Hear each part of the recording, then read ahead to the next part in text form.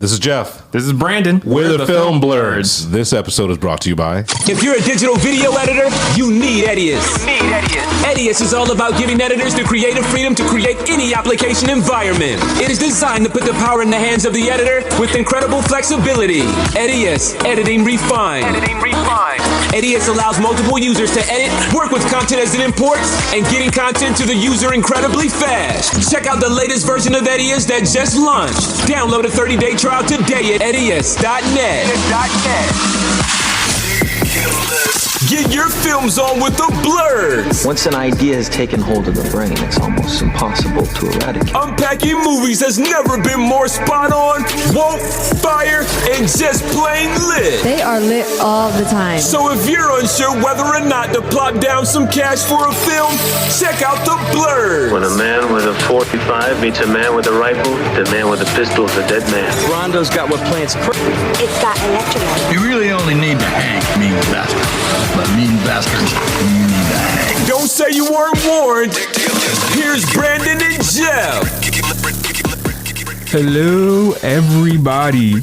My name is Brandon Norwood. Welcome to the Film Blurs. I'm Brandon, aka hero protagonist, aka the true dad of Joe's kids, disrespecting him still, and aka B. Wood the Magnificent. And I am Jeff Stewart, a.k.a. Joe's public defender, court mandated, and a.k.a., get ready for this, Revengeman Button. That'll make sense later.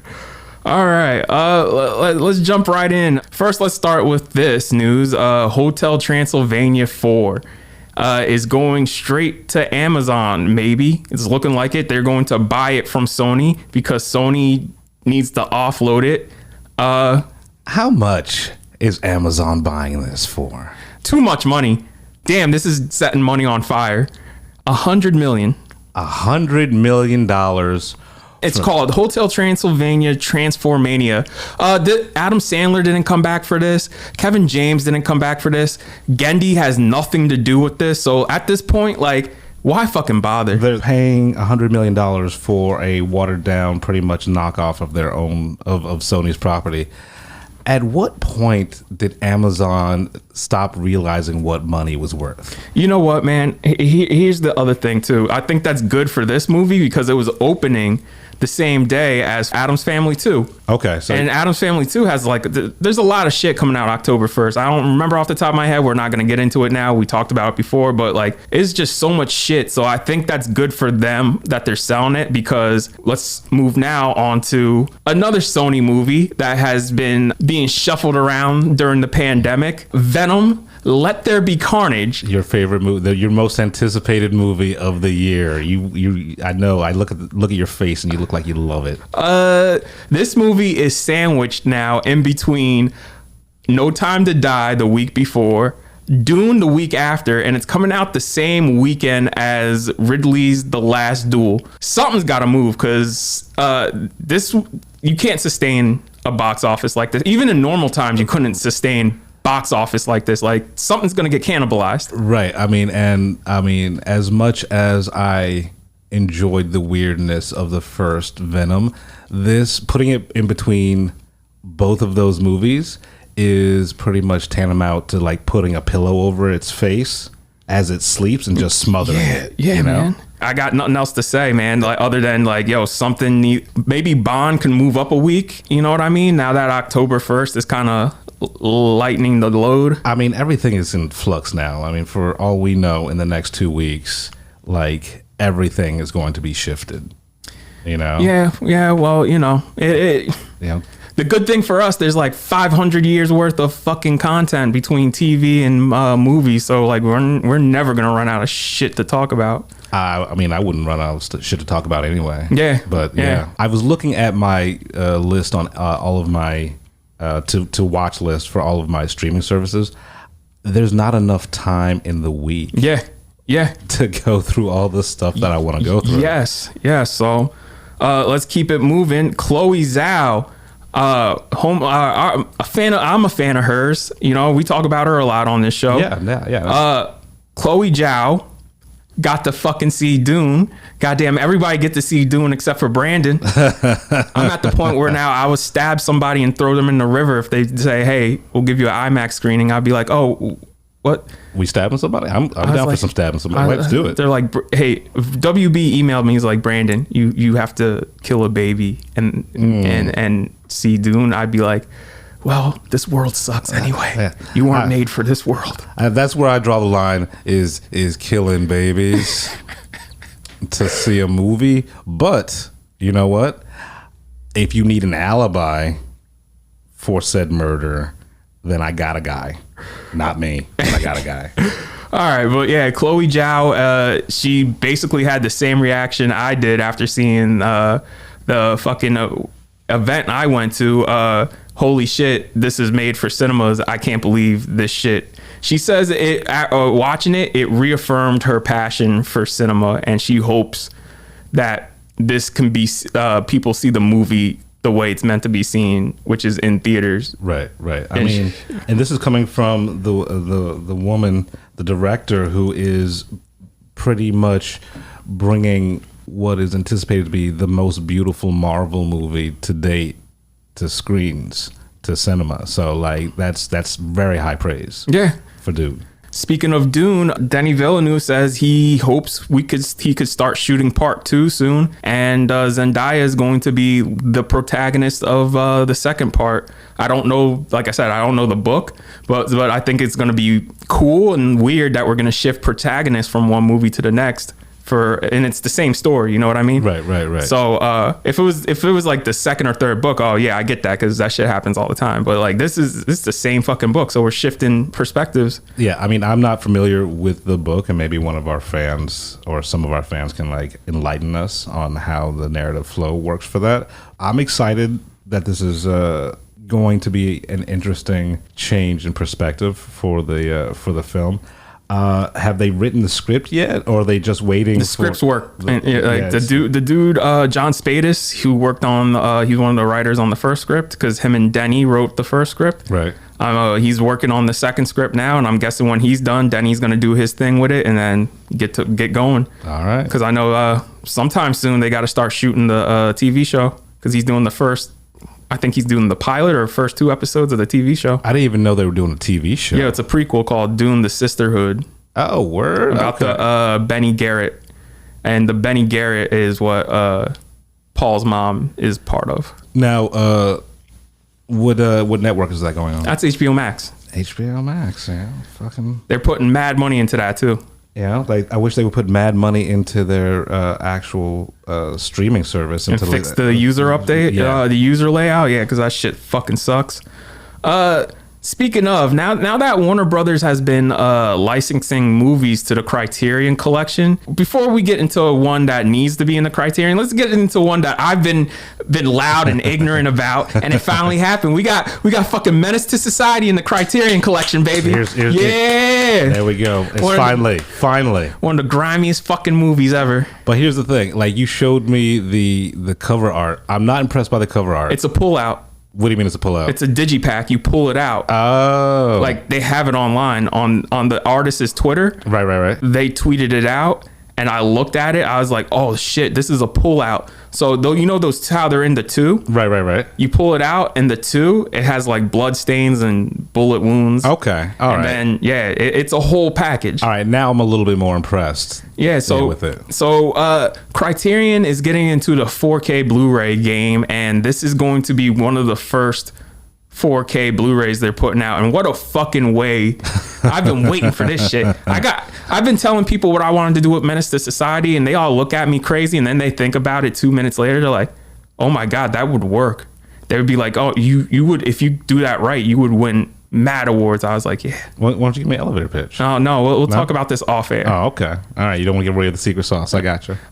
Yeah. So that Citizen Kane, which I'm surprised it took this long. Well, again, Warner Brothers, they don't license their shit. Now they're licensing their shit. Well, you know, after Space Jam 2, they learned that they can license the fuck out of everything. Yeah. Well, there's one more. It's Mulholland Drive. Oh, really? I love Mulholland Drive. And just so you guys don't go see that movie and then come back and be like, so what the fuck was that? I watched that for the first time in film school, and my teacher broke it down on how to interpret the movie. He told me the first half is a dream, and then the second half is through the eyes of a drug addict, because it's a struggling actress who's a drug addict. And I was like, okay, that makes sense. So you see that she's hallucinating and shit. He said, though, he's like, I can decode this entire movie. The only thing that doesn't make sense, and I still can't explain, I've seen this movie 50 times, is the homeless person behind the Denny's restaurant. I don't. Yeah. If you've ever seen the movie, you'll know exactly. That's one of the scariest fucking things. Like the way the makeup on that homeless person, it is fucking nightmarish. Like it gave me nightmares. Like really, Google the homeless person Mulholland Drive, and then yeah. Because I have not unfortunately I have not seen Mulholland Drive. Oh, watch it. I'm looking at the homeless person right now, and the way they appear on screen too, it'll fuck you up, my guy. Yeah, no, I'm actually terrified. So yeah, like I like the idea of David Lynch, but some of his movies are just not. I love David Lynch. You know, I want to be David Lynch, except more accessible and more mainstream, where I could have sequences of surreal imagery, but it'll make sense. I don't really want to get into surreal storytelling. You know what I mean? Yeah, no, I appreciate that he is an artist in every sort of facet. You know, like he makes his movies, you know, but Twin Peaks is great. I love it. But like, I'm not like a super fan like everyone else is, you know? And so Mulholland Drive was always one of those ones where like, oh, I'll get around to it, you know? Like, I just got to be in the right headspace.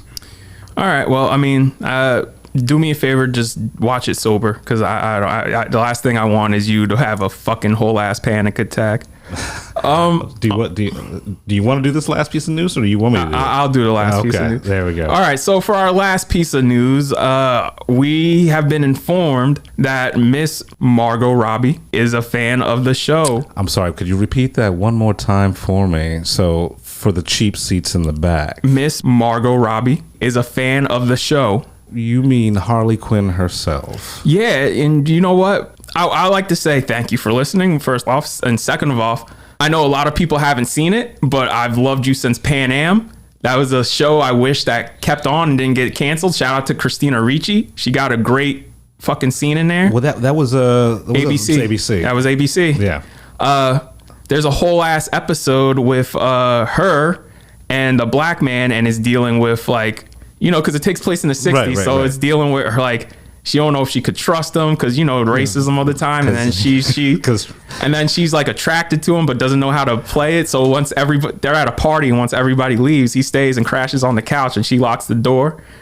Halfway through the night, the door unlocks and she walks up and out to him. I was like, yeah, my nigga about to get it. Now, this is like Pan Am only got one season, right? Yeah, only 13 episodes. It's a shame because I feel like they had something there. Because it was poised to be like, it was heir apparent to Mad Men, but you know. Yeah, man, and it was nice. They were jet setting every episode to a new place, like, and it had some like progressive feminist themes. Like Christina Ricci was dealing with a dude who just wanted to fuck her, and she straight up said like, "Yo, listen.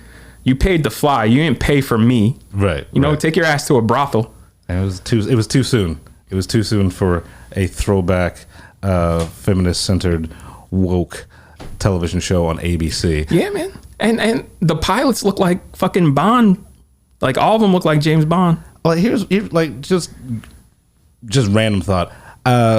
Flying seemed like it was so much more elegant and fun back in the days. Yeah. Motherfuckers would wear suits to get on a plane. Yeah, the pilots were paid mad money compared to today. They don't make shit today. They're just like flying bus drivers now. Yeah, man. Yeah. Like, yo, it's a shame, man. Right. But anyway, let's get back to so what exactly did she say about us? Oh, well, she said, OMG, I love them. I've never heard a movie review show that's filled with so much knowledge with a little bit of edge. And she asks, who's Joe? Well, Joe, we're taking you through an arc on this show. We want you to listen to beginning from end. We want you to see the growth from when we were ignorant and dirty to now, well, we're a little more refined, but still ignorant. Still dirty. We're giving you this ignorant knowledge that we got. Joe is a character because, you know, I work with kids and I was like, you know what? I'm more of a father to these kids than most of these parents. So Joe is an amalgamation of a lot of parents I know. And we're taking you on an arc with Joe. Go back to when we start this. It was episode 5. Was it episode 5? Yeah, it was either episode 5 or episode 6 where we did Corella. That's when I introduced Joe. Well, Joe seems like he's been in my life forever. You know, everyone's got a Joe. He is the ultimate weekend father. That's why I feel that Joe is eternal. At least 3 people know one Joe in their life. Like everybody knows a Joe. Yeah. Everybody knows like the oops dad. It's like, oh. Yeah, so thank you for tuning into this educated ignorance. Right. So of the film world as we make our way through. So boom, there we go. There's all sorts of legitimacy over here. Fucking just 2 motherfuckers just talking about movies and drugs and drinking. Yeah, well, I mean, you talk about the drinking, I talk about weed. I don't know, weed's a drug. It's technically a drug, right? No, it's legal now, nigga. Well, I mean, it's not like a Schedule 1 drug. I mean, but it's a drug. I don't know. I don't know about that. Oh, so you're okay. You're on that like it's medicine. It's not That's a drug. right. Because you know why? You know why? Because I use it as medicine. You know how many anxiety attacks I'd have without weed? I have no idea. Yeah, exactly. Exactly. Well, I've never known you not smoking weed. Yeah, So I can't even imagine. So thank you, Miss Robbie, for listening to the podcast. Please tell all your famous friends to listen in and then invite us to parties and stuff. Oh, also, please keep playing Harley Quinn. I mean, I love the character. And then when you were announced that you were playing, I was like, that's perfect casting. And you're killing it. Yeah, so I mean, keep playing Harley. Only if I think if our dude James Gunn is involved. You know what, man? I think there's room for different interpretations. You know what I mean? She's been Harley 3 times now. Right. I think it's been strongest with James, but you know, I don't hate any of them. I think there's one that's weaker than the other 2. All right, so it's sort of like you watch the evolutionary scale, and from the first one up to this one, like you can see the growth. Yeah, man. Yeah. Right. She's taking us through an arc. There we go. You know, like a good storyteller, everybody takes you through an arc. Even spiritually, as a person, you go through an arc. Some people, not everybody. Whenever you said arc, I was just thinking about the Golden Arches, and then I went to McDonald's, and there's like the Golden Arcs. You hungry? Man, I'm out of it today. All right, well, so it's gonna be a wild ride. All right, well, Jeff, what have you watched lately? What you watching? What you watching? I said, what you watching? What you watching? What are you watching? What am I watching? So I started Reservation Dogs. Yeah, that shit is hilarious. It's on FX via Hulu, and the best description I can give of it is it's Atlanta for Native Americans. You know, it's a slice of life of people that, you know, the normal viewing public would not be introduced to. Right? It's not pandering. It's hilarious and it's fucking weird. It is so fucking weird and I love it. My favorite character in it, Reservation Dogs is pretty much about 4 young Native American kids who are on this reservation and they're trying to get off the reservation by like doing scams and stuff like that and yada yada yada yada. The main character Bear, right? His spirit guide, which he only sees after he gets his ass kicked. You know, every time he gets his ass kicked, he sees the spirit guide. His spirit guide is a warrior who died on the way to Little Bighorn because he fell off of his horse in a gopher hole. And it is the best character in the fucking show by far. He's just fucking hilarious and weird and just surreal. See, my favorite character in the show is the 2 rapping dwarves who ride their bikes around. Like, every time they rap, I would crack up laughing. They go, and the Glock goes pop, pop, pop. And the tech goes tat, tat, tat. That shit cracks me up. Fucking, yeah. And it has so many references to Willow. like that. It's kind of unnerving because one of the main characters, her name is Elora Danan, and if you know Willow, that's the character. But then there's like references to Willow throughout the fucking show. Like last night, they referenced Mad Mardigan. I missed that one. Yeah. Well, that was the third. This is episode 3 that premiered last night. It's hilarious. They're getting one of their uncles to try to teach them how to fight. He's selling skunk weed from skunk homegrown from 20 years ago that he buried in his backyard. And you know that shit is just not good for you. Right. Like when they take it to the dispensary and the dude smokes it, like the nigga's standing there coughing for like 12 minutes. Right, like and like uncle's like, that's that good shit. Right, no. It's like no, it just gave me cancer. So Reservation Dogs, it's a unique show. You've never seen anything like it on TV, but then again, you've seen so many shows like it. It's one of those things where it really is kind of universal storytelling. You know, it's about youths trying to get away from, where they grew up, where their homes are, and to try to strike out on their own.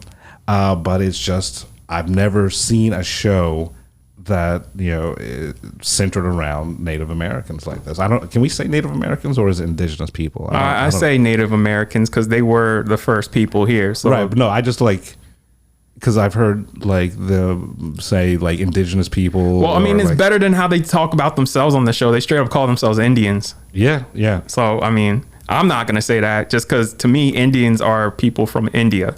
Fair enough.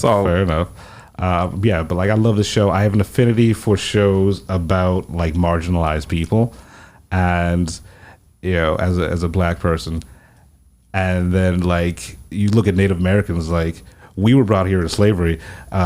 They they tried to fucking exterminate these motherfuckers. Yeah. So like I kind of Yeah, I mean they start off episode 3 with that old couple like we want our land back, and the dude's like they want all their land. I can see part of their land. Yeah, and then the old lady's like, I mean we did come over here and like wipe them out, and she's like, I'm part Indian. Yeah.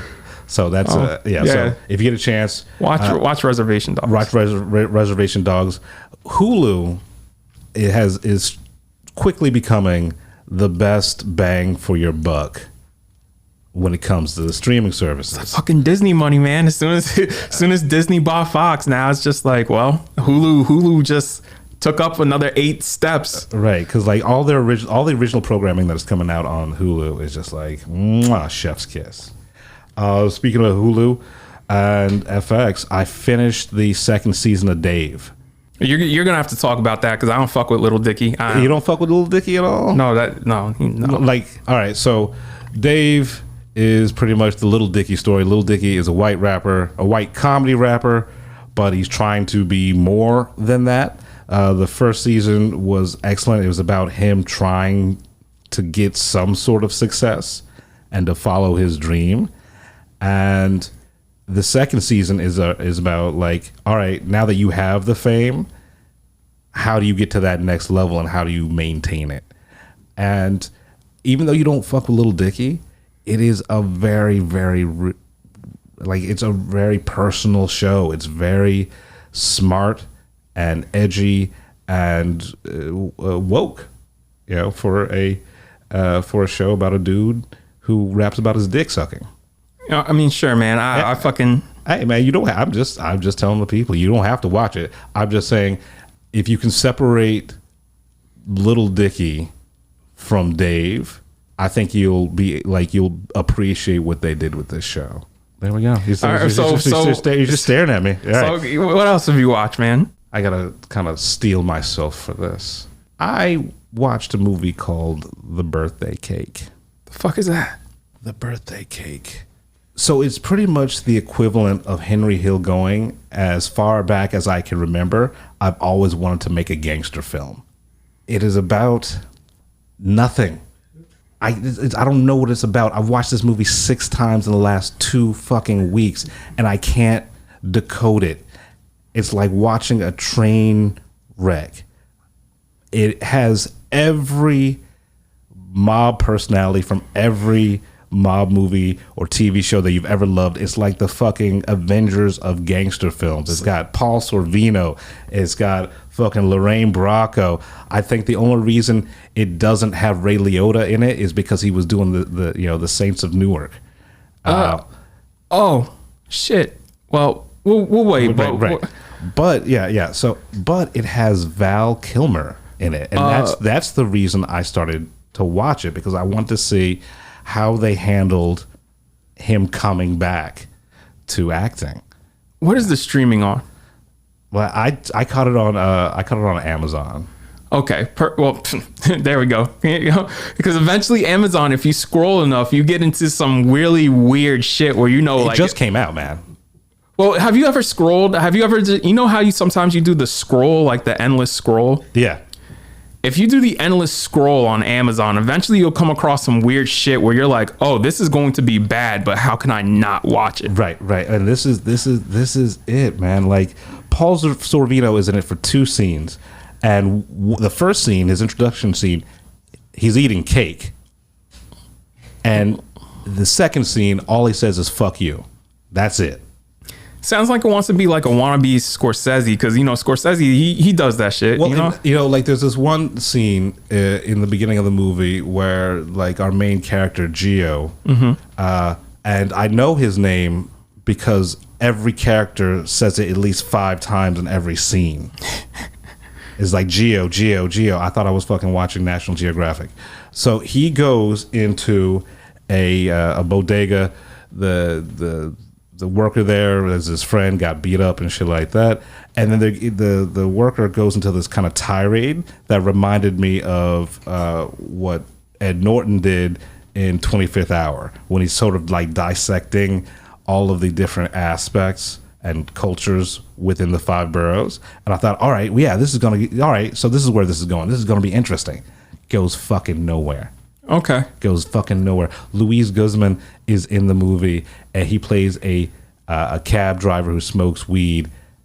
That character goes nowhere. He's just there. They just stack the fucking thing with people that that they could probably get for whatever budget they had. Okay. Right? It's shot real weird. The camera never stops moving, and like the close-ups on it are like they used a 200 millimeter lens across the room to shoot it. But I can't stop watching it. Like I said, I've watched it so many times, but I can't. It's not good. All right, so I'm gonna have to check this out. The birthday cake. Yeah, and William Fichtner's in it, playing like the dirtiest cop you've ever seen. He's like chewing scenery, like he's recovering from fat camp. It's a mess, but it's a beautiful fucking mess. All right. What else have you watched? On Netflix, I watched Untold: Malice at the Palace. Oh, I've seen a lot of people watching that. What is that about? It's about the 2004 brawl between the Detroit Pistons and the Indiana Pacers. And the fact that those words came out of my mouth is impressive because I don't know sports. I'm not a sports dude. But this documentary is fucking fascinating. Just to see how the media attacked the players and how they just throw the word thug out there, and it's shorthand for black people. Yeah, it's just very, very polarizing, and it also puts into light fan toxicity. Because yes, the fans put their heart and soul into a team or into an intellectual property, into a movie, and they think they own it and that they can do what they want to do because they paid X amount of dollars to see whatever. Oh, so that's going to be like something we're going to talk about in a little bit. Yeah. Okay. So kind of leads into what we're going to talk about. Okay. But for a guy who does not like sports at all, I watch them because my friends watch them. You don't fuck with basketball? I don't fuck with basketball. I don't fuck with baseball. I give a fuck about football. Yo, listen, no judgments from me, man. Yeah, man. I'm a dude. I'm a drama kid. Like I'm an art school fucking nerd. You're like me. You want a story. Yeah. I play story modes on video games, man. Yeah. You're right. But yeah, it's a fascinating documentary, and it, like, shout out to Meta World Peace for finally getting the like attention he needs, like the medical attention for his anxiety and his emotional challenges, because that was a big part of the documentary. Oh shit. The place he was in when all that popped off. Yeah, it's deep, man. It's deep. Like, there's footage that no one else has ever seen except for the prosecutors. Like, this footage has been like hidden from the general public for 17 some odd years, and yeah, it's plain to see that even though the players didn't help the situation, it was the fans that started that shit. Okay. Anything else you've watched? I've just been, watching what we're going to talk about. Yeah, because later.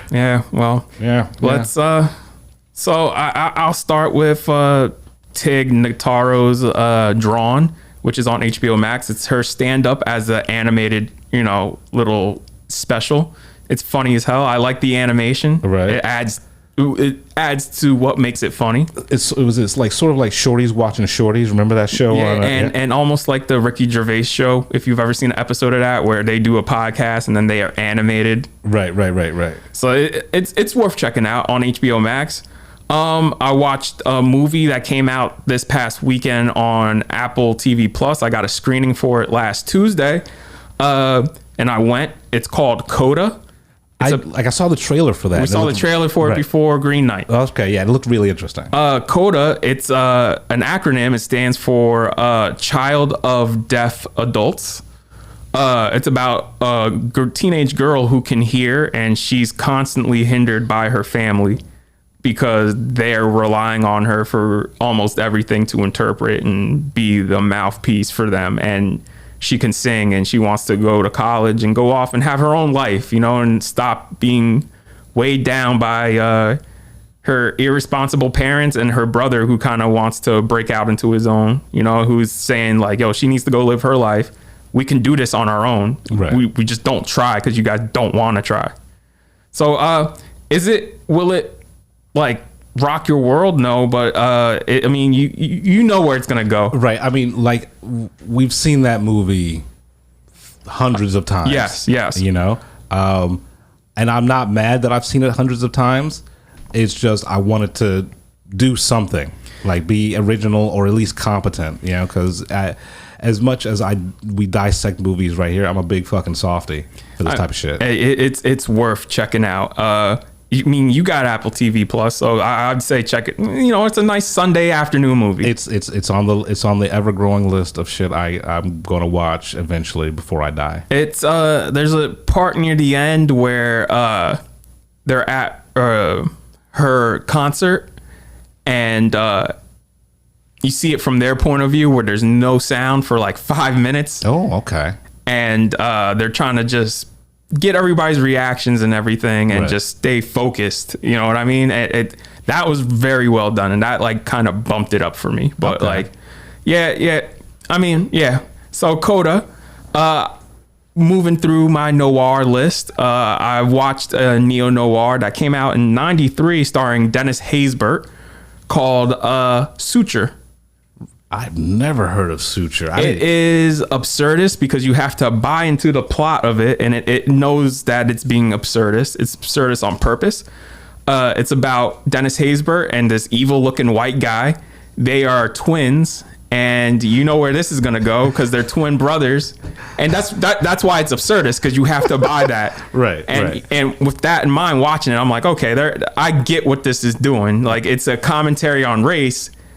With it being absurdist, because everybody looks at them, they're like everybody comments like, oh my god, you two look exactly alike, and it's just like, so it sounds like an update of Watermelon Man. So almost it's visually striking because it's in black and white, but the way it's the sets are built and the way stuff is like everything's either literally in black and white in the movie anyway, so it pops, like the contrast pops, and the sets are so abstract and big and like almost like what noir came from, because noir came from German expressionism where the sets were overbuilt and rectangular and rounded and very striking, and that's what it is.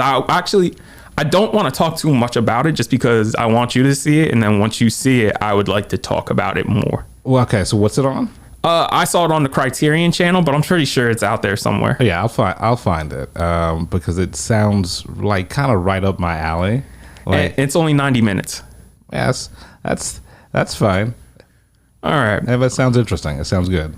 So I had some business in New York on Wednesday. It was an all-day thing. So I love how you say business. Like I can only imagine you walking down the street with a briefcase. Like, I gotta move. Gotta get to the fucking office. That was back in my 20s, man. When I was working for a studio that shall remain nameless. I was working for the East Coast hub of this company. But yeah, I had some business in New York. So I had like 3 free hours, and I went to go see Suicide Squad on the 8-story IMAX. And on the good IMAX. I just want to say, this time watching it, I am in awe of James Gunn that he convinced the whole fucking studio to give him $200 million to make an exploitation film. How the like we said it. We said it in the last episode. He made a fucking trauma film. And you know what's crazy is like the main character of this is black. Like we got a black supervillain leading a team of supervillains in a profane, gleefully violent exploitation movie. And I'm just like, man, what the fuck? I was just like, I can't believe this shit exists. And I'm so happy it exists. Like we have 2 of the greatest actors of our generation just chewing the scenery and just acting their asses off. Like, you know, I'm sitting there watching it, and when Viola Davis and Idris have that scene together, I'm just like, man, y'all 2 of the best actors working right now, and y'all are in this exploitation film giving 100%. Right. And it's just amazing to watch. Like, I took that out of my mind. I was like, fuck an exploitation film. Like, yo, this scene alone is just amazing. She does not even fucking flinch looking that dude straight in the eye with a pen to her neck. Listen, I've met Idris Elba. I've talked to Idris Elba before. It was a prolonged conversation with Idris Elba. Right. Would you say I'm a tall guy, Jeff? I mean, you're average tall. Like you're like tall, but not like monstrously tall. Okay. Idris Elba is taller than me, so I'm looking up at him. God damn. Yeah. God damn. Yeah, and you know what, man? The dude, he's a teddy bear. He's nice. You could tell like he's kind of shy. You know what I mean? But my man, like, man, watching this, I'm just like, oh, god damn. Y'all motherfuckers need to go see this shit. So, do we know what the box office is doing with this? Hey, no. So moving on. Before we get to our main review, I saw a movie after our main review. I saw Respect, the Aretha Franklin biopic with Jennifer Hudson. Okay. It's your standard biopic. Like the thing that carries it is the performances. The performances are incredible. And like seeing Marlon Wayans in this, I'm just like, bro, between this, G.I. Joe, and Requiem for a Dream, like stop taking the easy money and start doing some projects, man. Well, he got his heart fucking broken because he was gonna be Richard Pryor. And the biopic. And I think you can watch his test footage online on YouTube. And he fucking murdered that. I mean, he was supposed to be Robin. Well, I mean, he kind of dodged the bullet with that one. Hey, I think Tim Burton would have helped, gave him a great Robin.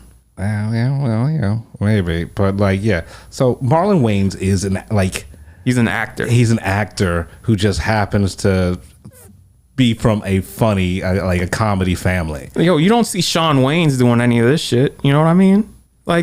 Dude, be better. That's what I'm trying to say. Just be fucking better. How was Mark Maron? And I forgot he's in it. Yeah, he kills it too. He's so good in it too. like, I mean, I know Mark Maron from his comedy albums and and his TV show, but like he was my favorite part of Glow, and like just seeing him as a real actor, I'm constantly impressed by him. And so like something like that's a little bit more serious like this, I want to know how he was able to hold this together. Well, before I move on from Respect, I just want to pull up the director and the writer. One of the writer, because it has a story by credit and then a screenplay credit, and the story by credit is what's her face? Oh man. But let me get to, while I look her up, let's get up to the director, Lizelle Tommy. Lizelle Tommy is a black woman who's worked with, she's worked mainly on Broadway. So this is her debut feature. And watching this, I was just like, with a little more refinement, she could be somebody, you know what I mean? Like I see where she's going to go, if that makes sense. So, I mean, does it seem theatrical? Yeah, it's your standard biopic, but I see little flourishes of somebody who could have. Okay, Kaylee Corey. Yeah, Kaylee Corey's credited with a story with Tracy Scott Wilson. She's a black playwright. Tracy Scott Wilson and Lizelle Tommy have worked together their whole careers. And the reason why I think this could have been better is because Kaylee Corey's the creator of Nashville. Right. And I'm just like, yeah, well, I mean, this is what happens when you get that type of shit in the mix. I mean, so is that good or bad? Like, cause I know people kind of fuck with Nashville. Man, I saw 2 episodes of that and I was like, oh, I'm good. Yeah. I mean, like, it just didn't seem like, it seemed like Dallas for for musicals or whatever like that, musicians. I will say this, Jennifer Hudson is a living legend because anything she's in, she just bodies it. So like, shout out to Jennifer Hudson. Shout out to Aretha Franklin. Rest in peace, Aretha. Yeah, I mean, I dig musical biopics, but like, I want something a little bit more raw. I want to see their demons, and I don't want I want to not the whole entire like, oh, there was this brief stint where X, Y, and Z had a problem with drugs, and then they got over it, and then they won a Grammy. I want like the deep darkness, I want to see where the artist comes from, like that pain. Oh, so like The Aviator. Like The Aviator, or even like kind of like Raging Bull. Sid and Nancy. Oh yeah. Yeah, where it's like this like self-destructive fucking synergy that's going on that creates. Yeah, well, before we move on from Respect though, I would like to say, and this kind of bothers me, it cost $55 million. And excuse me, watching this movie, this should not have cost $55 fucking million. And I'll keep bringing this up till the show ends. The Green Knight was made on $15 million. There's no excuse this movie should cost that much. You know what? I will say probably a good chunk of that had to do with music licensing. That's right. That's right. That shit gets pricey. That's right. And Aretha. Yeah. So like, I like 55 million, maybe 25 of that was music. All right, but still like 30 million. Right. No, I get it. But I'm just saying, like, if you're doing a movie about a musician, that shit will cost you. Okay. All right, good to know for when I want to do my Jay-Z biopic. All right, so like, all right, and dirty Jay-Z, not nice Jay-Z now, like gully Jay-Z. But like, here's a little story for you. So I did this movie a while back, and the main character is a fan of Elvis, and we wanted to put an Elvis song in there. Our budget for the movie was $50,000 to license this one song for this movie. It was $15,000. Yeah. So like right. it will eat, like, music will eat up your shit. Yeah. All right. Well, moving on. I rewatched because I bought the 4K Blu-ray. I rewatched Quiet Place Part 2, and man, this thing I can't say enough how tightly written and directed this thing is. This thing moves. The arcs, every character that has an arc in it has a beautiful arc from like, and the tensions there, the way they do the Nolan cross cutting, like it's amazing. It's like one of the best horror movies that's come out in the last couple of years. My only issue with it, and I don't know if we talked about in the episode, is how Jaimin. Yeah, we talked about it. We talked about it. But that's it. Like everything else is fucking dime tight. Yeah, it's one of my favorite films of the year. Besides that flaw, like. Anyways, we'll move on to that to the last thing I watched and this came out on Netflix over the weekend. John David Washington and Beckett. Right, you were real hype about this. I wasn't hyped about it. I mean, I was looking forward to it just because it's cool seeing John David. You know what I mean? I just wish my man would pick better action films. That's all. It's well directed. It's just. It's too convoluted. You know what I mean? Like the reason why he's on the run is just stupid. Right. And it's kind of just a wrong place, wrong time type deal with the mafia. And like it takes place in Europe, right? It takes place in Greece. Okay. So and it's just him. And that's what I was thinking. I was like, damn, this nigga keeps falling down hills in Greece. Like that's like half the movie is him like. That was the original. That was the original title for the movie, "Nigga Falling Down Hills in Greece," but like it didn't fit on the marquee. And then it got ridiculous at the end. Like he pulls a Batman. I was just like, yo, he should be dead. What do you mean pulls a Batman? Like with a grappling hook or some shit like that? No. Remember in The Dark Knight, he waited for how he waited for the car to come around at the right time to jump on it. Yeah, he pulls that shit. Okay. So does he have CIA training, or is he just a regular dude on vacation? He's just a regular dude on the run dealing with the guilt of killing his girlfriend, and it's an accidental because he was tired. Shouldn't have been driving. Yeah. Well, I guess that's sort of like, they connected the two because, he killed his girlfriend in a car and then he jumps over a car at the end. All right. I'm going to say something, and can we put this back in the news section? Because I forgot to say this. Okay. Yeah, all right. Alan Taylor... Hollywood Reporter did a whole fucking piece on Alan Taylor, and it's a lengthy article, but it's worth reading. I read part of that, when he's talking about Genesis. He's talking about, they're talking about basically his whole career, how he came up. Like, Dan Fontana basically handpicked him because he saw his short film out of film school and was like, hey, direct some episodes of Homicide: Life on the Streets. And he started clashing with the show's DP because the DP felt some type of way, like, I should be directing. I've been working on this longer. And it got so bad that Tom Fontana came down the set. He's like, so do you want me to handle this? Because, like, this is getting ridiculous. And he's like, no, you hired me to be a director. This is my first test as a director. I see this as a sign. This is my first test as a director. Let me handle it. And apparently nigga handled it because he stepped back and he started doing his job. His job as a DP. We move the whole Hollywood Reporter article moves through this dude's career, and they say how he's helmed like the most important episodes of your favorite TV shows. Like he's the one who directed Eddard Stark's death. Okay. Yeah.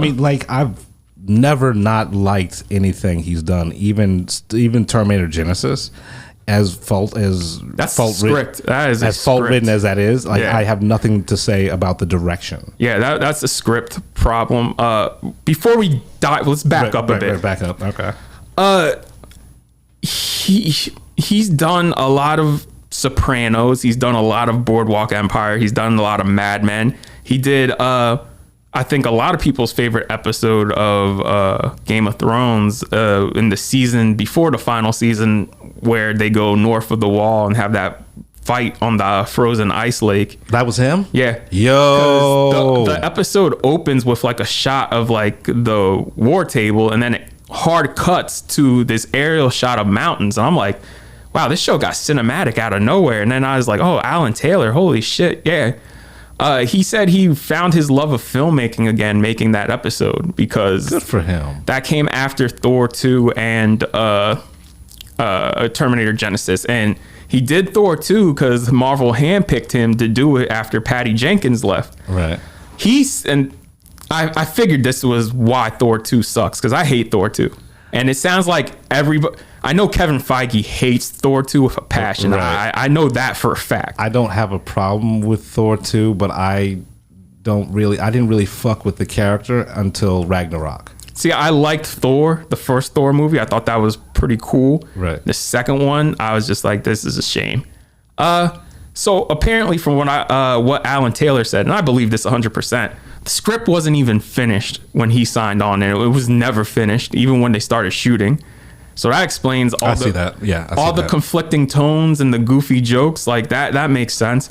What he did for the movie, it was a little more personal. It was more of a sibling rivalry. Like it was more like Loki and Thor butting heads while dealing with the Dark Elves, and the Dark Elves had more of a story. He was like, it was more like Game of Thrones. He said they hired me because of Game of Thrones. I was trying to bring Game of Thrones to Thor. And then in the editing process, he said, well, all my shit got cut out and they reshot everything, and it basically became a movie by committee. Because remember, this is when the Marvel Creative Committee was still around. Right, and the Creative Committee was Ike Perlmutter, Joe Quesada, and a couple other people from the comics. And yeah, that's what happened to that. And he got blamed for it. And he's like, that was the thing that hurt the most, is that I got blamed for it and all the fans blame me for it. And then in the article itself, it cuts to Patty Jenkins. And when they interviewed Patty Jenkins about Thor 2, she's like, yeah, I didn't do Thor 2 because what they were trying to do in the script they were trying to use, I knew that wasn't going to be a good movie, and they would try to pin that on me. Right. And I was just like, well, fuck if that didn't happen with Alan Taylor. And like, beyond Alan Taylor, I mean, it's got real shades of fucking David Ayers. Like, oh, just a movie by committee, just movie by, like, take the movie, cut it the way you want, reshoot shit, and just like, it's not the movie. It like there are different movies. There's the movie you write, there's the movie you shoot, there's the movie you edit, and there's the movie you release.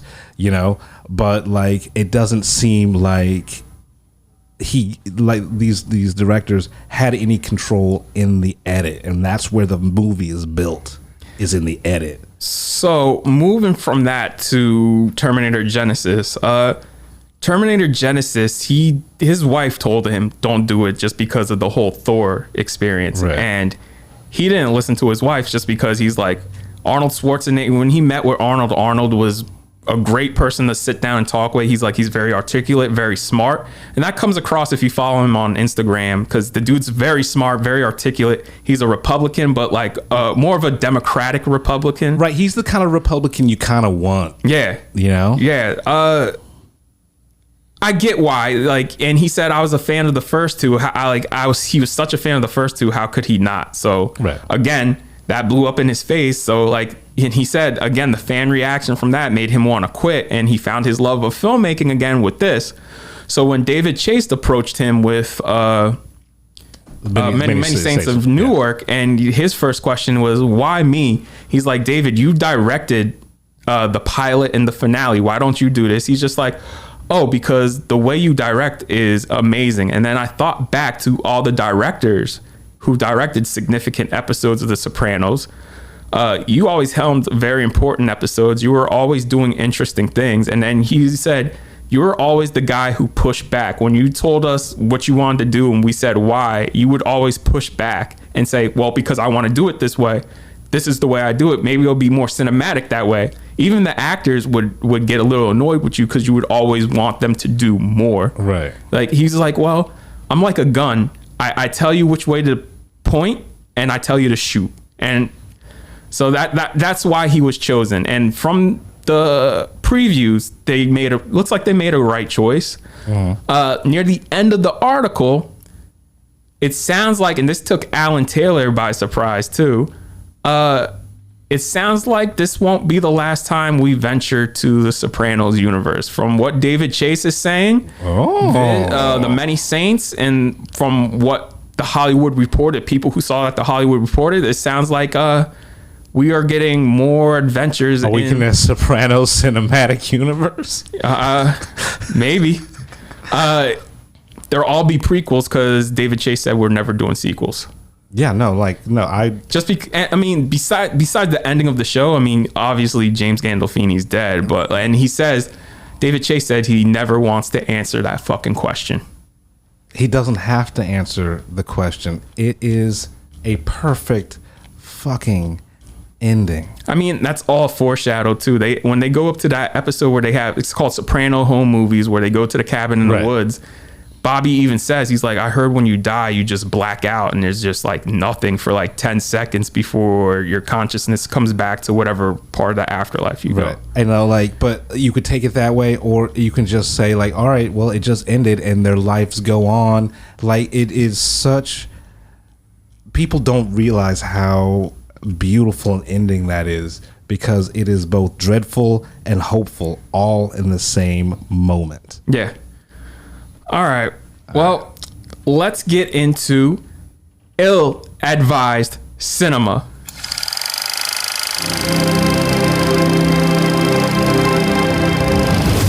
Just what you need.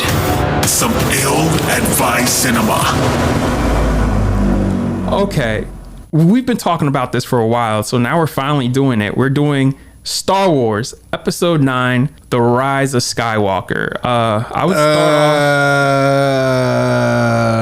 off the prequel. Listen, I will say this about the prequels. The prequels have the seeds of a good story in there. If anybody else had executed this besides Lucas, I think that would have been a great trilogy. Well, okay, so the new trilogy made me appreciate the prequels yes, more, because say what you will about Lucas's missteps, he had a fucking vision. Yeah. I mean, like, he was telling his fucking story. I will say up until Episode 9, Episode 3 was still my most hated movie, because Episode 3 is a lot of franchise building problems that it has, which is you have to do homework to understand it. Right. This nigga, General Grievous, he shows up, this asthmatic robot who has 8 arms, 18 lightsabers, he's an important character. And I'm like, who is this nigga? Like, he just shows up and is just an important character for no reason. And then, like, there's a whole 30-minute stretch in that movie where Obi-Wan's riding a giant lizard chasing him. And I'm just like, what the fuck does this have to do with anything? Like, I hate that fucking movie. Well, I hate a movie now more than that. Right. And I think we should start at let's start at Episode 7. All right. Well, yeah, because you can't talk about Episode 9 without going back to the beginning of like this new sequel.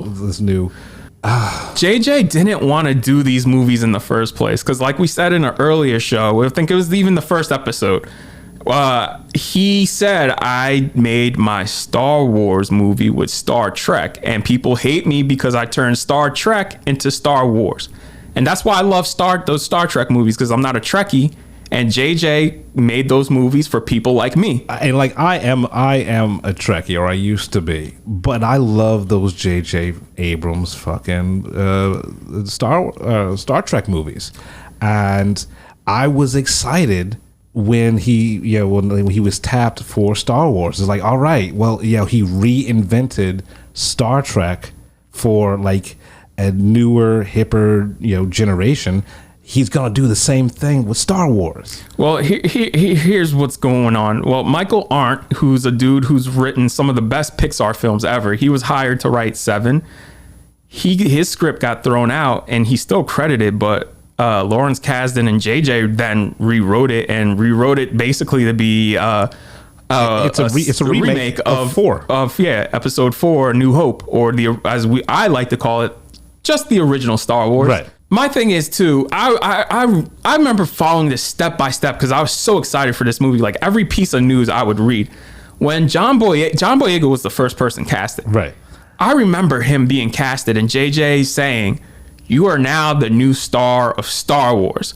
When they were promoting this movie, it was him holding the lightsaber. It was like, oh yes, he was front and center. It's like, we're going to get a Star Wars movie with a black lead playing a black Jedi. And how cool would that story have been as somebody who starts off as a stormtrooper, becomes a Jedi. That is the ultimate arc. That is a good movie. Honestly, wow. Well, that's a good movie. Did that happen? No. You know why? Because they pulled that little JJ mystery box shit and the bait and switch, and it ends up being another white person. Right, and like, yes, it's a little bit more progressive because it's a white female, but it's still a white person. Still a white person. So, episode 7, it's enjoyable for what it is, and like, I was excited to see it. I liked it when I watched it because I was getting something new. I was getting new Star Wars, but as time went past, I was like, oh, I really didn't get a new Star Wars. I just got the old Star Wars repackaged with some fucking paint on it. Yeah. JJ, I remember as being hyped that they were shooting in IMAX and all this shit. JJ only shot one sequence in IMAX, and that was when they escape from Jakku with the Millennium Falcon. Like, as soon as they run out into the sand, that's when it becomes IMAX. Right. So I'm like, y'all spent all that extra money just for 10 minutes. I was like, cool. What a waste. So, moving on, let's move on to one of the best movies in the Star Wars franchise, which is The Last Jedi. Rian Johnson's like, you know what? Fuck all this legacy shit. Like, yeah, learn a lesson. Like, I'm trying to teach you guys a lesson. I'm trying to tell a story like here. The characters evolve. Yeah, and you don't have to be somebody important to be somebody. It's not where you came from. It's who you are. I remember after, we'll get into this when we talk about episode 9. Okay. But I remember after seeing episode 9, I tweeted this out, and I might have mentioned this in other episodes of the podcast. Watching episode 8 was like, yes, everybody can be a Jedi. It doesn't matter who you are. Episode 9, fuck all that. It totally matters who you are. Well, before we get into that, let's talk about episode 8 more. I think what makes episode 8 cool is not only was Finn the main character, not only was Rey the main character, but Poe. Like, JJ wrote 3 distinctive storylines and had them interweave, and they were all important, right, with each other. Like, no one felt like cannon fodder or just like set. Like, they seemed like characters, like with agency and urgency, and they had their own missions. This was one of the first major motion pictures where every character failed, and failed horribly, where people died and they almost died themselves. And that was the point. That was the point of the movies. There were stakes. You're going to fail, but you got to learn from this failure. Right. Like, even Yoda says that to, spoiler alert, Yoda says that to Luke. You know, failure is the biggest teacher of them all. Like, you have to fail in order to succeed. Even Finn goes from being a coward to like when he's ready to die by the end of that movie. Right. Like, when he's making that charge towards the cannon. The cannon is like, oh shit, he could die. And this is what kind of rubs me the wrong way. John Boyega shits on The Last Jedi, and I'm like, nigga, that's the only movie in that franchise that treated you with respect. Right. Really.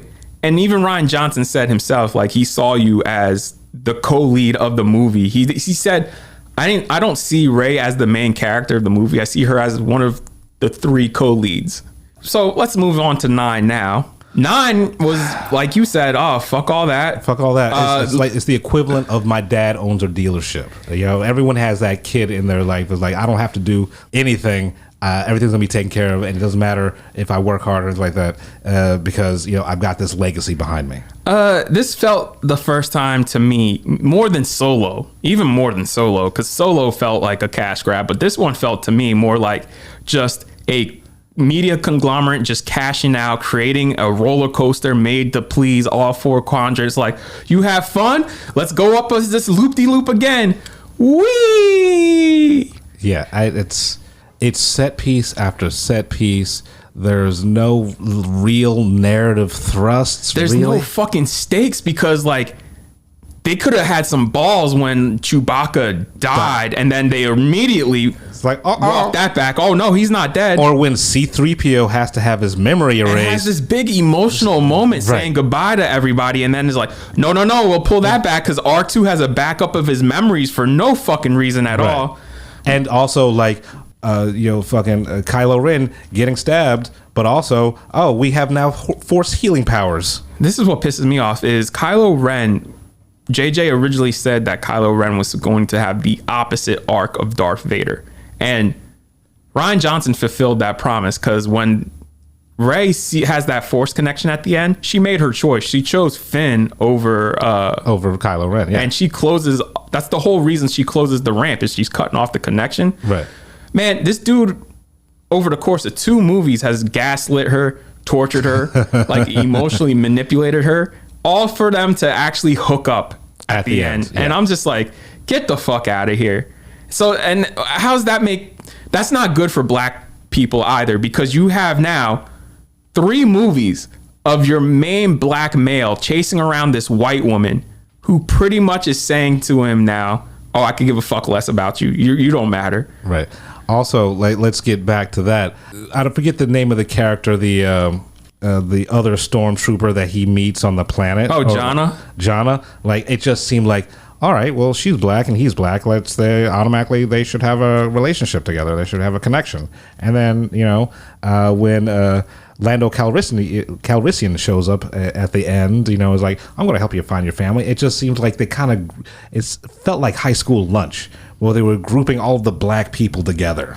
And you know what? When I talk to people who like this, I'm not surprised by the people who like it. It is the people who they have really no fucking clue how narrative works. They just want their toys. That's what it is. They want their toys doing what toys are supposed to be doing in the way they want them to do it. And that's fine, because when I was a child, I used to put my Han Solo character in the freezer and in like a bottle of water and wait all day for him to thaw out. I get that. Yeah, but these are grown ass men. Are they? Yeah. Are they? Yeah. Yeah. So it like you said, it felt like it was by a committee. It's sort of like the cinematic equivalent of Patrick Bateman going, well, just don't sit there, eat it. That's like Kathleen Kennedy behind the audience with a video camera. That's what it felt like to me. My thing too is you guys really went out of your way to make Poe, instead of him becoming Leia, because that's who he was becoming. Right. You went out of your way to make him Han Solo for no reason, and it felt so forced and ham-fisted. And then Finn is literally just there. There's no rhyme or reason for him in this movie. And there's no rhyme or reason for him in this movie. Let's also talk about the travesty they did with Rose. Oh yeah, where he it's fine that Finn doesn't like her like that, but don't be like, all right, bye. Just he basically pushed her and just like bye and ran. Right, but she was a major part of episode 8. Right. And she has 3 lines in this fucking movie. Like your first Asian American here's the thing. I remember he's promoting this movie. And he's saying Rian Johnson gave me a gift with Kelly Marie Tran, and if she was a gift, use her. Don't throw her away. Rose was a good character. I didn't like the way she was written. She was a little too overbearing and too enthusiastic. But you know how you fix that? Just fucking write her different. That's literally all you got to do. Like, I would have put Rose in the movie, but I just would have wrote her fucking different. Right. You know what I mean?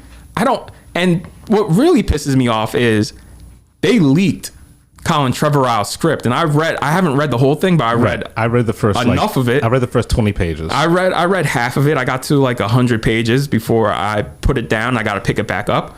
This literally pays off everything The Last Jedi set in motion. Yeah, man. And everybody has character. Everybody has an arc. The only thing I don't like in this is that Poe and Rey are in a relationship, which is kind of weird. That makes no sense. I don't, you know what? You don't need to have Rey in a relationship. I don't need to have any of them in a relationship. Right. They're in the middle of a fucking war. They're just trying to survive right now. Right. We've had the romance. We've had Leia and Han. And the way y'all were setting this up, it was set up to be Rey and Finn in the first place. Because even in The Last Jedi, that's all Rey would do. Be like, yo, how's Finn doing? Tell Finn this. Right. How's Finn doing? You know what I mean? Yeah. So I my biggest problem with the Rise of Skywalker is, 2 of them. is how it deliberately seemed like it was trying to shit on everything that Ryan was doing. Yes. In the last movie, and also it kind of just insulted the audience. It's sort of just like, all right, well, we can, instead of working through your narrative problems, you know, like your problems with your script, they just sort of threw in just random shit to fix it, you know, like, you know, Deus Ex Machina type shit, like the whole entire Palpatine's alive bullshit. Yeah, that comes out of nowhere. So I'm just like, okay, so there's only one villain in this whole fucking franchise, right? And like the whole entire them trying to find fucking that Google map of and this is what I'm telling you about doing your homework, because Star Wars Rebels, that's a big part of Star Wars Rebels. They explain it in Star Wars Rebels. Star Wars Rebels is awesome. I love that. It's one of the best pieces of Star Wars out, but you shouldn't have to know what a Sith holocron is. And you're right. It's just a fucking... Why would there be a map? What? Yes. Why is there a map to your secret fucking Sith stronghold? Yes. Yeah. And like, all right, so this really bothered me. The first scene when Kylo Ren is on that planet just murking motherfuckers, right? The holocron isn't like in some crypt underground, like with booby traps. It's out in the middle of this fucking field in a box. You know, like, so the thing that's supposed to be most protected secret in all of the Star Wars universe, you just have this in the middle of a fucking forest. And you know, my thing is two things. I told my brother this. Had this script been an Indiana Jones movie instead of a Star Wars movie, this would been an awesome Indiana Jones movie. You know what I mean? Because the narrative thrust of it is Indy going from place to place, which is Indiana Jones anyway, except it's a little more, how can I say this, refined and streamlined and structured. Second thing is, JJ was pissed that Ryan, he said the only problem he has with The Last Jedi is that Ryan killed Captain Phasma. And my thing is, well then, nigga, when you did your first movie... You should have done something with her? With everybody. Yeah. With everybody. Like, you threw so much shit in The Force Awakens and did nothing with it. So Ryan came in, did all this heavy lifting, only for you to just squander it, man. You know, like... Like, you should have... If that's how you felt, then maybe do something. Right, like, all right, he killed Captain Phasma. All right, cool. So? Yeah, exactly. Like... have someone pick up her armor, or have like, there are a million different options narratively to make that fucking death work, or just leave it alone because the character, you didn't do anything with the character in the first fucking movie anyway. Exactly. So yeah, look, if this was any other movie, if this was just like a standard, let's call it like standard sci-fi blockbuster episode 1, I would have given it a pass. I'd have been like, you know, there's something here. Right. Maybe we could make this a little, I would say it's like John Carter, except John Carter is much more streamlined, much more structured. Right. This here, it is like a grab bag of like tons of just bullshit. It's bullshit and callbacks and just like fan service. Just fan service up the yin yang. Like, you like, yeah, is it cool to see Lando Calrissian? You don't need him. Yeah, I wish Lando was in episode 7 rather than this one, because when he comes in, I'm just like, okay, man, this is, at this point, it's just too little too late. Right. And like, all right, so they visit the graveyard of the Death Star. All right, cool. All right, and like the end battle, everybody from the universe shows up to defeat the secret armada. All right, so that's Return of the Jedi. Yeah, cool. I understand those people were born on that planet and raised on that planet, but none of them were like, yo, I don't want to fucking be part of space Nazis. Right. And leave and tell somebody like, hey, there's a whole planet where they're building a whole fucking armada. Like, right. Of planet killing fucking Star Destroyers. They literally are Star Destroyers, you know? And here's my other thing too. Why the fuck does Palpatine have an arena of people cheering him on like it's some fucking football game? Right. Okay. So from what I know of Star Wars lore, all right, there are only 2 Sith at any given time. There's the Master and the Apprentice, right? Who are these other fucking acolytes who are in the fucking stadium? Yeah. You know, and with the whole entire like, you need to kill me and my spirit will transfer into your body, blah blah blah blah blah blah blah. I love how they explain Palpatine though. Like, it's just the line by Poe where he just goes, somehow Palpatine's back, and that's all you get. Yeah, I was like, oh, you mean the dude who, you know, they threw into a nuclear reactor on his exploding like fucking space station? Yeah. He survived all of that, and he came back with even more power. Like, when he uses Force lightning to just stop the rebel alliance, like, oh, so you just he's at God level now? Like, what the fuck? And how about speaking? You talked about Jana. How about Poe's old love, old flame? She has nothing to do with nothing. Yeah. Like, they're introducing characters left and right in this motherfucker, and I'm like, how about the characters we already know and love? How about we build them up to have like a grand finale instead of introducing all? Like, they put in this new droid. This new droid replaced BB-8. Right, for no reason. It was a victimized droid. Like, the droid was obviously PSTD bot. Yeah, it seemed like he was molested because every time somebody reached out to, he's like, no, don't like that, and I'm just like, God what? damn, like, I want to see that motherfucker's backstory. What happened to you, robot? Yeah, man, like Rose went. Somebody, I think it was Finn or Rose or Ray, went down to touch him and pat him on the head. Like, no, don't like that. Don't touch. No. Somebody else went up to give him a hug. No, don't like that. And I'm like, what? I'm like, what is this movie doing? It doesn't know. And I had someone tell me, like, well, you know, this movie isn't for us. It's for another generation. It's for the kids and everything like that. Like, I get that. I sort of get that idea, but also you owe it to those kids to care about the thing that you're making. But it's not for the kids, because if it was for the kids, we wouldn't have so many references and callbacks, and then it wouldn't just be all you fucking 40 and 50-year-old white motherfuckers loving this shit. Y'all need to take a shower. I'm like, I no more Skywalkers. I'm done with Skywalkers. Yeah, that pissed me off too. She, like, the end of the movie should have been like, what's your name? Ray Nobody. I'm Ray Nobody. Instead, it's I'm Ray Skywalker, with Luke and Leia standing there smiling. Oh, speaking of, you know how bad it is with Leia? You know it's bad when even my mom's like, they photoshopped her in. And my mom does not know any of that shit. And when she's saying that, you know you guys fucked up. Right. And, like, you know, rest in peace, Carrie Fisher. Right. But she's the heart of the movie, but she's not in it enough to make an impact because, you know, the unfortunate passing of Carrie Fisher. Like, so when she passes in the movie, you're just like, I don't feel it. Yeah.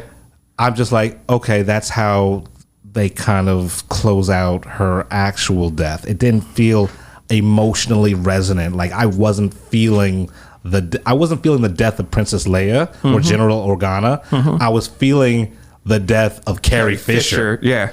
You know? So, let's move on to our main review. That movie. Yeah, it was fucking. And now, the moment you've been waiting for. The Film Blurbs feature film review. Fuck you, Ryan Reynolds, for making me like this goddamn movie. Here's the thing. Who the fuck told anybody for this movie to be good? Who said this movie was supposed to be good? So for anyone who doesn't know what we're talking about Free Guy. Right. And I've talked about it before on the show. We've talked about it offline. None of the press material, none of the trailers made me want to go see this movie. I thought it was going to be dumb and just like pandering and uninspired and unfunny. They would cut together a new trailer almost every week. Like every movie we went to go see, this fucking to the point where I'm like, bro, you've advertised this so much. I don't want to see this movie because I'm just so sick of seeing it, so sick of hearing about it. I went and sat down because everybody's like, oh, it's good. I was like, all right, fuck it. From the opening shot, I'm like, oh fuck, man, this is gonna be good. It had me 30. It had me 30 seconds in. That opening fly through the city with fucking Channing Tatum, fucking just being GI everybody. Yeah, man, I was just like, damn. And the thing that made it good is Ryan Reynolds. It felt like he was playing a character for once. He wasn't playing Deadpool like he's always playing. He's playing a character because his character is naive and good centered, and that's the arc, is like him his growing but still being a good dude. Right. His growth throughout Free Guy, I shit you not, is more thought out, poignant, and just like accurate than half of the Hollywood movies that have come out this year. Yeah, man. The fact that fucking and maybe this is a point to where we need to be going on from now on is this made money. This made a lot of money. Good. Like for pandemic wise, it made a lot of money. It made close to 28 million. Good for this movie. It's going to leg out apparently to 100. And you know what I say? Maybe let's start greenlighting big budget original shit. Maybe stop banking on sequels so much. Yeah. I mean, if I never see a sequel to Free Guy, I'll be fine with that because it closed out on such a note that I really like this movie, and it's not because Ryan Reynolds is charming. Right. A lot of his movies, like I'm not shitting on Ryan Reynolds as an actor or whatever like that, but a lot of his movies, it's just being charming. It's just him playing Deadpool. Right. You know, even before he was Deadpool, he was playing that smart Alec dude. Right. But like it's and everybody is firing on all cylinders. Yeah, little Rel Howie, he was doing like I don't like Little Rel, but like I've never liked him. Even in like Get Out, when we first introduced to him, I was like, all right, I guess he's kind of funny and stuff like that. I thought he was hilarious. But like over the last year, or like the last two movies I've seen him in, Space Jam and this, I've really grown to appreciate what he brings to the table when it comes to like being a character actor. Also, I want to say shout out to you, Lil Rel. Like I see you got into shape, my man. Like yo, if I see you, I'm giving you daps, my guy. He was funny in Uncle Drew. Uncle Drew is underappreciated for what it is. It's Uncle Drew is what Space Jam should have been. Really? Yeah. Uncle Drew's actually entertaining. All right. And funny. Well, maybe I gotta go see Uncle Drew. But let's get back to fucking Free Guy, man. Shout out to Jodie Comer. She's great in it. I wouldn't expect something like this from her because I'm used to her seeing like the crazy girl or the sociopath, and she's playing like really subdued, nerdy girl here. And like shout out to fucking Joe Keery. Yeah, like everybody is good in this. Yeah. Oh, everybody. Who's the Indian guy? He's hilarious. He's been in a bunch of shit. All right. So let me look up his name. And I'm gonna butcher it. So if he's listening, I apologize for butchering you. Shout out to Taika. Taika, between this, Suicide Squad, Reservation Dog. Well, yeah. Reservation Dogs. You wisely have a Native American person with you on that, but like everything, like I see you hustling, man. Like I can't wait to see next goal wins. He was in my feed yesterday, like selling underwear. I was like, oh, okay, yeah, I'm buying that fucking underwear. Yeah, I saw that where it's gonna eliminate the man odor because men, we do smell down there. That's why you gotta wash yourselves every day. We shouldn't have to tell people to wash your junk. But have you seen that come out where people are like, I only shower like?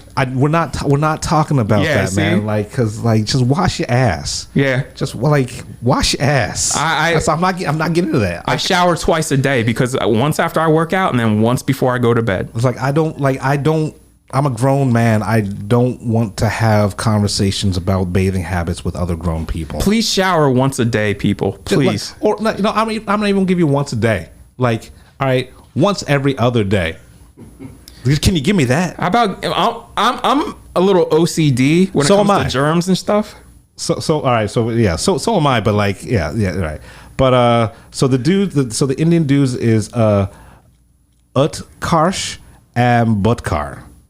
We're sorry we butchered your name. I'm sorry, dude, but like you were fucking killing it. Yeah. You killed it in that movie Game Over Man on Netflix. You were the funniest fucking part of that movie, and you were absolutely killing it in this one. I love this fucking movie. I'm not afraid to say it, and I apologize for all the times I said this looked like a piece of shit. I don't love it. I really like it.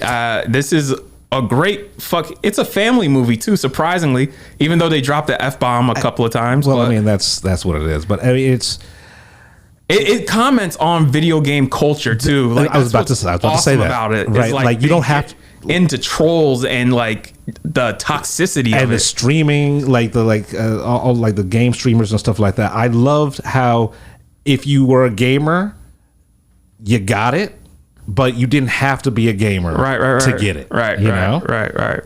So fucking free guy. That's all I gotta say. That's all. We could dissect it more, but like all of it's going to be fucking glowing. Well, while we're on the topic of video games, real quick before we wrap up, I would like to say World of Wakanda comes out today, the Avengers expansion pack for Black Panther. I will never get tired of talking about Black Panther, just the character or the movie in general, just because, you know, that was the celebration of black people and everything. And you know what the last black superhero we had before that? Meteor Man? No, it was Hancock. Okay. Oh, and you know why? You know why I'll never stop talking about Black Panther? Because fucking Hancock, he you know what his super weaknesses were? White women. It was white women and alcohol. And you know what that is? That's 90% of niggas in America, man. That's I mean Hancock. Or we got that. 90% of niggas worldwide is white women and alcohol. That's my uncle on a weekend. That's my kryptonite, baby. You know what I'm saying? That's why I will never stop talking about Black Panther. Black Panther got his powers from herb and purple drank. Wow, when you put it like that, he's a real nigga.